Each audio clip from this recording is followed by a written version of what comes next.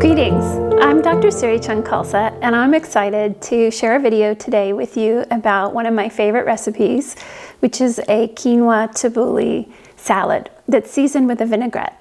But before we get started with the recipe, I'm going to do a mindful minute. So just take a second, find a comfortable spot where you're sitting, inhale deeply, exhale deeply, close your eyes, and just begin to pay attention to your breathing. Inhaling deeply, exhaling deeply.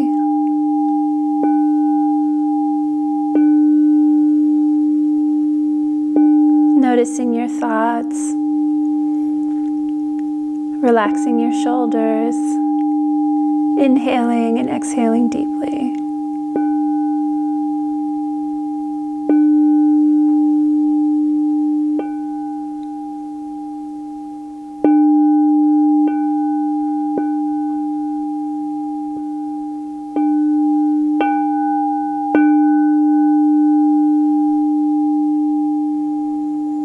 And inhaling, exhaling deeply. And now gently open your eyes. And I'm excited to welcome you to quinoa tabouli. So tabouli is a pretty well-known recipe that's usually made with wheat bulgur, but some people are actually gluten sensitive or have celiac disease, so it's not so feasible for them. So I'm going to share with you kind of a recipe that I'm sure you've probably had out and about in different areas. I'm just going to get a fork here. And I've already pre-cooked the quinoa, which is actually a fantastic way to sort of food prep. Quinoa keeps for at least, I found at least a week in the fridge, although some people might say it's a little shorter.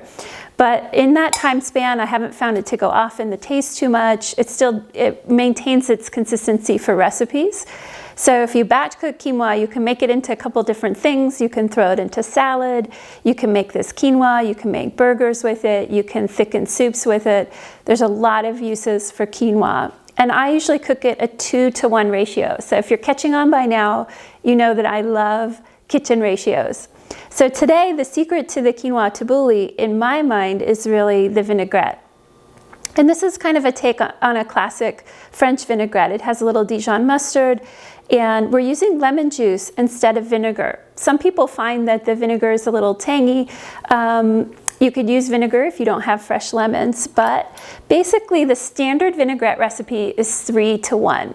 So 3 parts oil, 1 part vinaigrette. Some people who are eating plant-based don't do any oil whatsoever. So in that case, I always tell them just a little bit of vinaigrette. You can always puree some nuts, seeds, or avocado. It just depends on kind of how low fat the approach is. But we do have some fat in our diet here. The other secret to this, which is in my mind really kind of fun, is how much fresh greens you might have in your house. So in Phoenix, it's growing season, but we've also started a little front yard herbal terrarium, I guess you could say. We have 2 pots. I don't have space for a big garden anymore. We moved over the summer. So now I can grow fresh herbs. I find them a little expensive I never quite use them all, so I'm always a little hesitant to add them. But right now is a great time to get a little, a little setup in your front yard. So something to think about. But so if you have 2 cups of quinoa, I usually do at least a ½ cup of fresh herbs. And it can be a combination of parsley, cilantro, dill, mint. It's really what might taste good to you. I find they all taste good to me together, but some people prefer the parsley cilantro mix. Some people like dill alone. Some people like mint parsley. So there's a lot of variations. You could also just cut up fresh kale or other leafy greens if you don't have. Rinse them gently and put them in the fridge in water. They actually do quite well. And so these are at least 4 or 5 days old now, and they're still pretty lively. So that's pretty exciting. I've also got 1 spring onion, which I'm going to start cutting up here. And I'm just going to throw everything into this. Now, if you'll notice, I'm cutting away the very tip of the onion because I think this is actually a spring garlic. So I don't want too much additional flavor in this particular recipe. But it depends again on your palate and what you like. And so I like to just kind of have a hint of raw onion. For us, it's a little bit too pungent otherwise to have a lot of onion. So I'm going to just dump that in. All right, and next thing we're going to do is just start slicing up some of the herbs. And I don't usually get rid of all of the stem, but the stem can be a little bit tougher, sometimes not quite as flavorful. So you'll see, for example, on the dill, I'm just sort of picking it off, and you can always save that stem to use as a base for soup stock. So here we go. I'm just slicing this up, just like that. All right. And I'm going to do 2 of these. And dill is wonderful spice. I find actually dill helps me reduce my salt intake. And that may be just me. But I find that dill has kind of that satiating quality. And of course, dill is found in many dishes. It could be in a lot of pickled dishes. I like it on potatoes with a little bit of lemon. So if you were going to pick up a packet of dill, there's all kinds of different recipes. And you could always visit my Pinterest page where I have all kinds of input and ideas under spices or anti-inflammatory diet. This is a flat leaf parsley. So again, just going to kind of cut the base off and circle it up. And I try to fold the leaves. There's some particular French techniques that are great for cutting herbs, but a lot of times in the kitchen, I'm just about efficiency. So we've got that. I'm going to do a little bit of mint because that's just sounding really good to me. And we did get a lot of these fresh herbs through the CSA boxes, which I know some local farms do, which is really exciting. And then, oh gosh, that mint smells so good. Super exciting. And then I'm going to bring in some of this cilantro, which is actually still in its bunch, but I did cut the base off to allow for some water to get in. Let me just open this up. Cilantro.